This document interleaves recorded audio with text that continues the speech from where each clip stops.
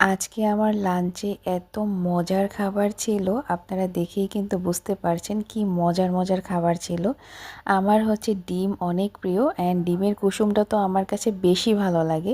মানে ডিমের কুসুম দিয়ে আমি ঝোল দিয়ে আমার খেতে এত পরিমাণ ভালো লাগে যে কি বলবো। সো প্রথমেই হচ্ছে আমি একটু ডিমের কোরমা দিয়ে খেয়ে নিচ্ছি। ডিমের কোরমাটা আমার কাছে অনেক ভালো লাগে, অ্যান্ড রোস্টটাও কিন্তু আমার কাছে অনেক মজা লাগে। রোস্টের ঝোল দিয়ে আমি ডিমের কুসুমটাকে একটু মাখিয়ে নিয়েছি। সো ইয়াম্মি, অনেক মজার ছিল এটা। অ্যান্ড রোস্টটাও খুবই মজা হয়েছিল, ডিমের কোরমাটাও খুবই মজা হয়েছিল, অ্যান্ড সালাডটাও অনেক মজা হয়েছিল। ইট ওয়াজ ভেরি ডেলিশিয়াস। অ্যান্ড তারপরে হচ্ছে আমি যেহেতু গরুর মাংসটা আমি অ্যাভয়েড করতে চাচ্ছি, সো তারপরেও লোভটা সামলাতে পারিনি।